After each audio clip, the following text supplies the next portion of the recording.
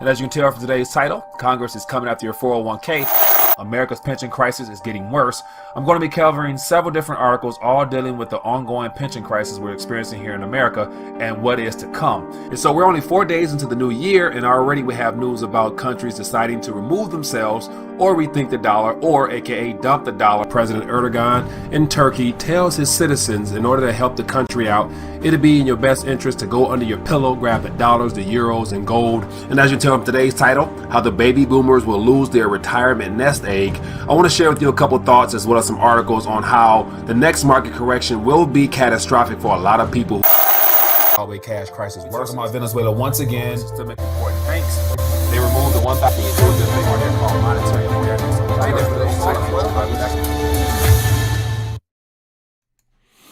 All right, we're live. I want to check in for a little RTD News midday live stream and share with you some very disturbing articles that just came across my my screen not long ago. And we can definitely talk about this in greater depth later on this evening. But just want to share with you some of the things happening in the news from the mainstream perspective and dissect it a little bit and share my 2 cents on top of that. But as always, want to welcome everyone to the live stream. Want to make sure everything is flowing relatively smoothly. Let me know via chat if everything sounds good and the video is flowing smoothly. And then we'll get into more of what's going on. But anyway, we got low blood pressure. We got Sean. We got the Tannis. We got low, Mr. Spirit King, Excalibur, 10 pounds sterling. All right, so appreciate everybody taking a minute to join me. Won't be long. Just wanted to cover about 6 or 7 different topics, scan through it, and then we'll go from there. Keenan Haywood says, keep motivating Morpheus. Appreciate it, my friend.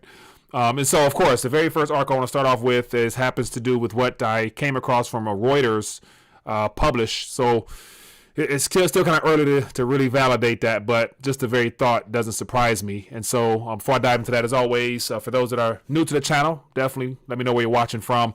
And then beneath me here, I have all the social media links to RTD where you can also subscribe just in case we're disconnected here on YouTube or the channel's removed or something. So that's a lot of that's going on nowadays.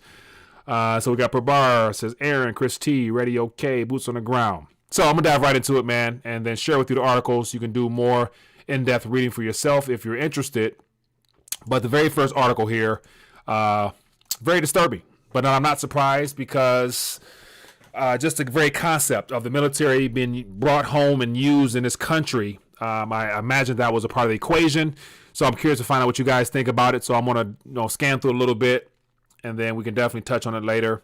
But it says Trump mobilizing U.S. military to deliver the Coronavac is what I'm going to call it, the Coronavac. And so, of course, he came out a week ago referencing that he's more than confident that by the end of this year there can be a vac.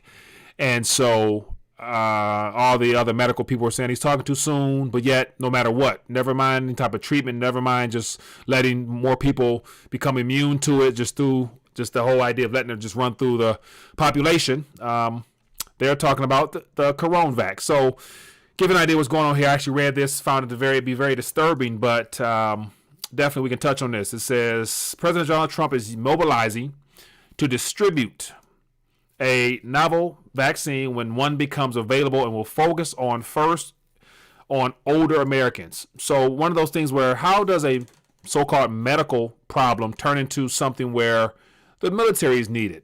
So that right there lets me know that they will probably alleviate the opportunity for people to choose as opposed to having something forced upon them and all the things that will come from that.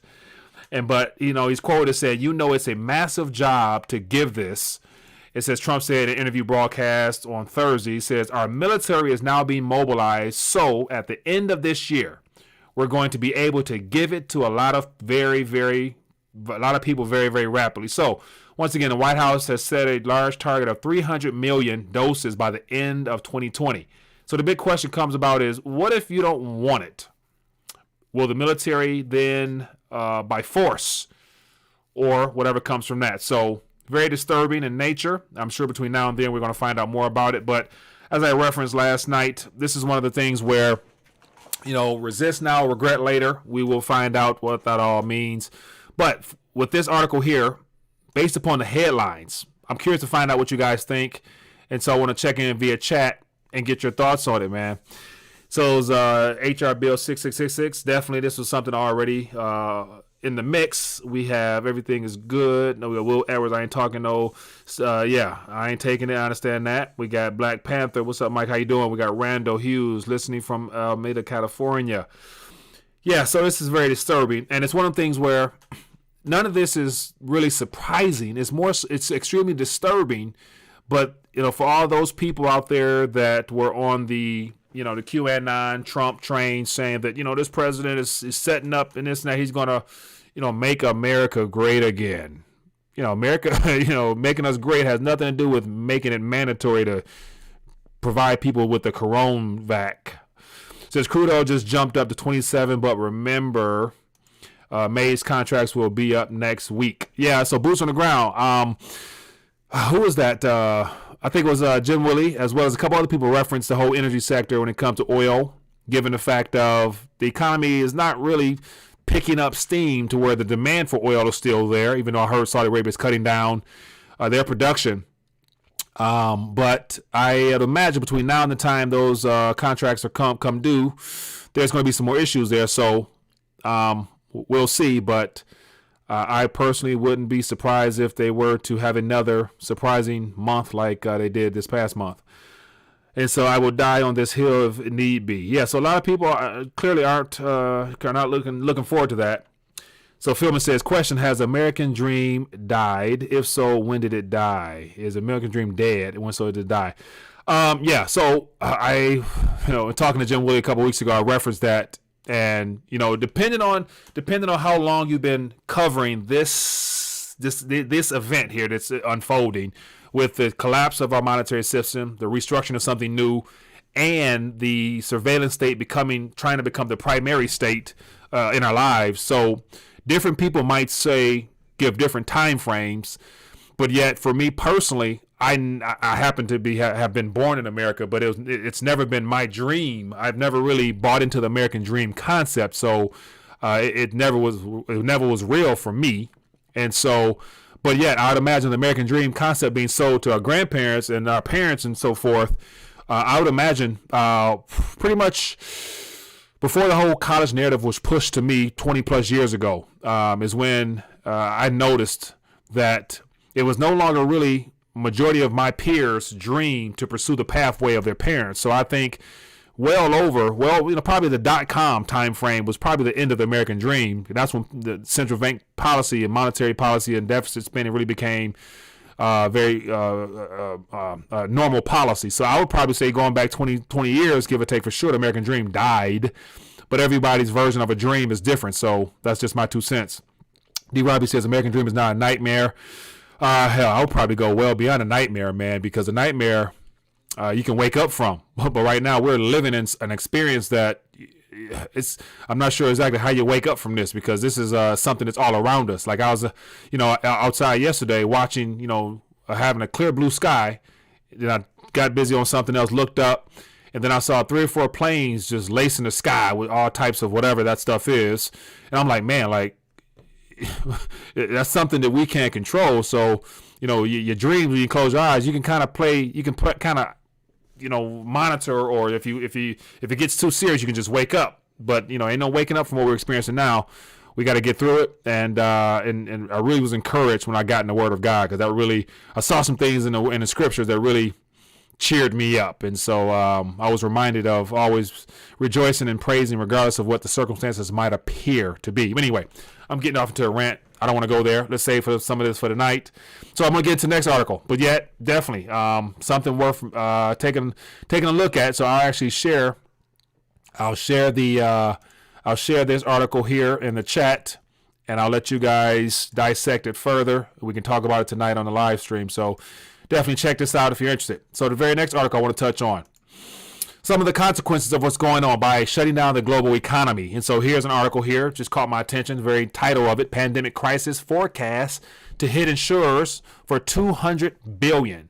And that's just a forecast. So I was also thinking about the amount of damage that will be done towards the insurance industry in different sectors, especially when it comes to life insurance policies and whatnot, given the fact that if everybody if every person that passed away, more than likely in the last couple of weeks, have been labeled as this pandemic, as a casualty of this pandemic, there's going to be more pressure on insurance companies to have to pay out. And I would imagine with the overall economy not being as healthy, insurance agencies, those big infrastructure tower buildings, the skyscrapers in certain cities are empty. Revenue is not coming in. People might eventually not pay their premiums and stuff like that, and there's going to be some losses. And so apart from the Federal Reserve getting in and bailing people out, I'd anticipate forecasts such as this, $200 billion being on the lighter side of things. So that's just something there. But they're talking about the pandemic will cost insurance industry over $200 billion, Lloyd's of London, and who estimated that its own payouts are now on par with the September 2001 attacks and the impact of Hurricane Harvey, Maria, and Irma. So they're already forking out buku cash. And so once again, once they get in trouble, who's going to come in and save them other than central banks, and then so forth. So just something to consider. And as I've always mentioned, that once there's a monetary issue, like I've witnessed in all the other countries I've studied, when it becomes a currency problem, all contracts become null and void, because even the payouts in those contracts will not be worth much if the currency is having issues. And it's just a matter of time before the Federal Reserve note has its day. Question says, low blood pressure. Will Mike, Wisconsin, Supreme Court stop the government lockdown? I saw that. I did see that. And it's one of those things where there might be states every now and then that have that type of good news out of it. But then eventually the federal government probably will find a way to make their way in there to override some things. And that's when we're going to have a real showdown of when states lose their ability, or governors and states are no longer able to make policy directly because it's taken over by the federal government, which might come down the line with all this additional bailout that is looking to be provided for states. Because by states accepting that, I would imagine they're going to have to give up some of that little freedom they have thus far. Sean says, Kill Bill reduced population 50%, quarantine weakened immune system, and mainstream media talking second wave will be bad. Yes, so that's why I'm going to go with that one. So keep on moving, man. Here's some more information here on some information provided by the too big to fail banks. It says JP Morgan's U.S. credit card holders spent 40% less due to this current pandemic. And once again, if people are not out there swiping, expanding the monetary base and the M2 supply, therefore, banks will not be able to profit the way that they usually do by charging 24% interest on all those loans and hoping that people default so that they can tax them with fees on top of fees to make a profit. And right now, because most credit card companies have suspended payments, so there's going to be some issues there. So these are all things that we're going to hear about months and months down the line as this thing continues to escalate. So more information in this article here, if you guys are interested in hearing about it for yourself, reading about it for yourself. And then let's keep this thing moving right along. Here's more information here. Weekly job claims total 2.9 million, bringing the tally to a 36.5 million. So I think it was back in March, I was mentioning, my forecast or expectations was around 40 to maybe to 50 million. And so once again, these are just information we've been provided from so-called statisticians that keep track of it, but yet the numbers usually in the actual main street are usually never reported or never accurately reported. So therefore, that 3.65 is just something that they're giving us, and that's supposed to be, I guess, a moderate number in their position. But I would imagine, once again, it's not to be doom and gloom, but yet, in my personal opinion, it's just the beginning of what we're going to experience when it comes to this. So more information here. And then another article says, with 36 million Americans filing new jobless claims in the past 2 months, unemployment insurance systems are struggling to keep up. So once again, a little bit of pressure placed there. So that's why they're trying to get the last remaining 20 million into the system so that they can have that next payment mechanism rolled out, making it a little bit less burdensome on states and insurance systems and all those things, which are extremely outdated. So they're trying to move things eventually to the blockchain. So I'll share this with you guys if you're interested in finding out more for yourself. And then here we want to get into some of the more alarming things. Here's Goldman Sachs, another too big to fail bank. Not too surprised. Actually, Mr. Jerome Powell was a former employer of theirs, so yeah, we'll see what they provide for them in the form of a bailout continuously. Goldman Sachs says a second wave of this CV could make the Fed rethink. Ain't that interesting word? Rethink negative interest rates. So with the rethinking of negative rates, imagine what type of response they're going to put on. Well, imagine how the narrative they're going to paint on people who begin to further wake up and begin rethinking the dollar as far as holding Federal Reserve notes, and people who look to go withdraw when they know they're being taxed excessively beyond what they're being taxed now by not actually being able to earn anything on parking currency. Currency parked right now becomes a problem for the holder. And so here's another. It says another big setback in the U.S. economy could prompt the Federal Reserve to consider cutting interest rates into negative territory, but such a monetary policy wouldn't be very helpful, says Goldman Sachs. So imagine this: if the Federal Reserve cut interest rates to negative, and banks then it's all designed to spur lending. And banks still are not necessarily overly stimulated to want to lend. And if there's no borrowers, I'm not sure how many people, the working class individuals will willingly go out and borrow, apart from trying to refinance some things. But how many people are going to go look out and buy toys and goodies and stuff like that, utilizing a negative rate or very extremely low rate of lending? And so it still will not, as I mentioned or saw somebody out there talking about the speed of velocity of money, that still will not pick up, because people will be forced to save because of the concern of not having employment. And so not surprised that it won't work. And I actually saw another article where a lot of other people, economists, share their thoughts. It says, however, even in that scenario, I think fiscal policy will be the first step. I don't think the cutting rates into negative territory will potentially be very helpful even in this environment. So as I mentioned last night, the goal is going to be to force the government to borrow more by creating all types of programs and basically creating a fiscal toolkit for the government on all types of spending measures, which will further increase deficits and expand the debt and everything else that comes with that, ultimately leading to currency destruction down the line. So more things there if you guys are interested in reading for yourself. Low blood pressure says, Mike, do you measure your silver in 100 ounces or thousands of ounces?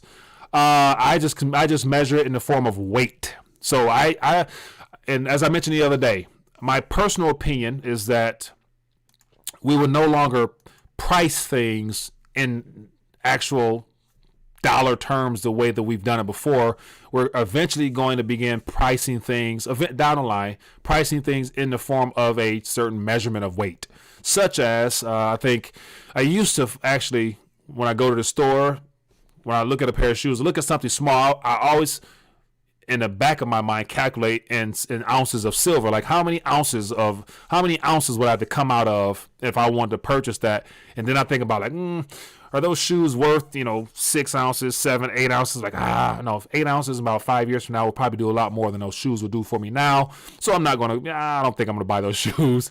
And so as far as the pricing or your measurement and weight, I personally, I just say weight is weight, whether it's, 1 ounce or a million ounces. I wish I had the JP Morgan type of stack, but I don't. But anyway it go, like I always say, it won't take much to benefit yourself outside of this dying system. So I'll leave that at that, Mr. Low Blood Pressure. Says RTD Channel says, any chance the states and courts rules against mandatory of those things? Great question, man. I'm not sure. I don't know how, what, where this is going to play out. And so it is very concerning. And between now and then, I'm pretty confident that we will all formulate some strategies, and we will be. And one of the good things about the internet at this current point is I think a lot of people will be able to strategize, and the communities will be able to come together and formulate a plan of attack, a plan of action to resist this dictatorship style government that seems to be encroaching on our freedoms and just our life in general. So we will see. But as of now, this is all something new to me. So I'm trying to figure this out on the fly, trusting for divine guidance through this all. Vince Grant says, just picked up some more Miles Franklin. All right, my man, getting the weight up from Mr. Andy Scheckman. All right, so let me keep moving right along to some more articles. Don't want to keep you guys long, and so let's keep it moving. And then here's just another title. A second wave of this current situation could force the Fed to reconsider. So in the previous article, we had rethink, and now it says reconsider. So we have two mainstream sources already warming up the public to what could come, because once again, they wouldn't be allowed to basically come out with this type of talk unless they were trying to prime investors, trying to prime the markets, both domestically and internationally, to what's coming. And then also with the United Kingdom talking about negative rates as well. So as Trump mentioned, he doesn't want to be the last one to consider it, sir. Just something to think about. They're already thinking something. Then here's an article here on the rental car industry. I thought this was interesting. It says Hertz cancels 90% of new car purchases, further pressuring already desperate automakers. So here in the great state of Michigan, we have the big three. And so talking to a buddy of mine that works for one of the car manufacturers, and was saying that they're getting ready to go back and things like that. So the plan is to reopen and to get back to manufacturing cars. But once again, I'm not sure how much people will be really interested in going out and financing a vehicle with the uncertainty of their employment status, whether they are working or, because right now there is no such thing as job security. There never really was. But yet in this country here, we've become very complacent over the years because we've been able to operate on credit and export debt around the world at a very favorable way that has allowed us to live high on the hogs over here on this side of the country, on this side of the planet rather, but yet we're all in the same boat and things are changing for the majority, by the way. So here we go, the last article here, which kind of touches on where I think we're probably going to be heading. The U.S. and China are on the brink of a new Cold War. So here we have the narrative of a new Cold War that could devastate the global economy. So once again, we got these two gentlemen here, which are the leaders of the two most recognized powerhouses on the planet. And President Trump now, since signing phase one, appears to want to play hardball in that he wants to not renegotiate, not go to the table. I actually saw something today where he said that I'm not speaking to Xi at this current moment, as if like, they're beefing or something like that.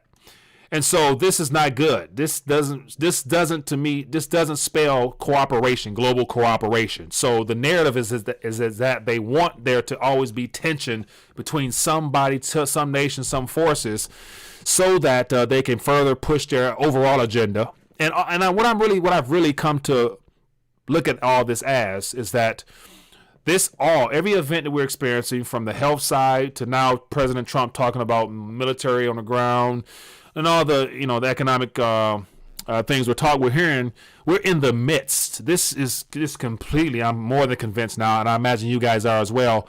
We're probably beyond the beginning of the monetary reset. And so people always ask, Mike, what would it look like? How would it, what would it be like? We're in it now, because all signs point towards a new norm at the end of this, which will be something we can't really grasp what it will look like, but we got hints coming in front of us now. But the medium of exchange or the international standard at the end of all this will not be the Federal Reserve note, because once the Federal Reserve is done doing what they're doing, they're going to position themselves as probably the owner of everything, quote unquote, tangible, because it'll be on their balance sheet and in their possession. And think about all the shareholders to the Federal Reserve, which are the too big to fail banks. Some of them might go under, but majority of them will probably come out ahead like they did last time. And then think about the shareholders of the shareholders of the shareholders, those oligarch families that are sitting behind, pulling the strings to all the politicians, orchestrating all this stuff. They're going to continue to try to run things. And here we are as the people watching all this unfold. So not good times at all, but it's what we're experiencing. So I just wanted to check in, share with you some top headlines, share my 2 cents. And from all these articles we touched on tonight, for those that might watch the replay of this video here, put in the comment section what you guys want to lead off with tonight as the primary discussion, where we can open up the phone lines and have everybody call in to share your thoughts, and we can just talk further and break down these in greater depth. And I think what we've come down to is the need for us to collectively put our heads together and figure out how we're going to create that first line of resistance, whatever that means. I'm not even sure what that means, other than either we roll over and take it, or we strategize on how we can peacefully put up a fight in some form of fashion. And it typically starts with our pocketbooks, where we decide to spend, invest, and put our currency is the best way to get some attention. And then from there on, strategize around that. So yeah, but anyway, with that being the case, everybody, I just wanted to connect. Curious to hear your thoughts this evening. So come back tonight with some topics. Leave in the comment section here as to what you guys want to cover more in depth, and then call in and let's talk about it this evening. And other than that, if you're new to the channel, definitely give this video a thumbs up. Share this video here so people can see the primary topics that we're going to touch on further tonight. And then hopefully they can join us, because we have to begin one another. We have to begin helping one another walk through this together, because there's many approaches to probably handle this, but yet I want to start off with strategizing in a peaceful sense, because that's kind of where I feel that I want to start off before things go on further. But yeah, we will be chatting tonight. I'm going to look to tip off 9:30. You know how we do it over here. We'd like to set a definite time, but can't always stick to that on my end because of everything else I'm involved in. So anyway, with that being the case, hope you guys enjoyed this. Curious to hear your thoughts. Give it a thumbs up, share this, and I'll see you later. And if you want to be a blessing to the channel, information down below. And also make sure you guys connect with me here, because with YouTube being the way that they're acting, not sure if the channel might be up for the long haul, but that's just what it is. Anyway, be blessed, be safe. I'll leave you guys with this. Peace. Hey there, sorry for this interruption, but I wanted to bring something to your attention. If you've been enjoying this live stream, why don't you partner with me and be a support to the channel via Patreon membership for just a minimum of $5 a month. All you have to do is scroll down beneath this video here, click the Patreon link, then consider donating as little as $5 a month towards the channel. A little bit of crumbs can go a long way, and I appreciate your support. Now, let's get back to this live stream. Hey there, hope all is well. Back at you today with some more RTD News updates. And as you can tell from today's title, Congress is coming after your 401k.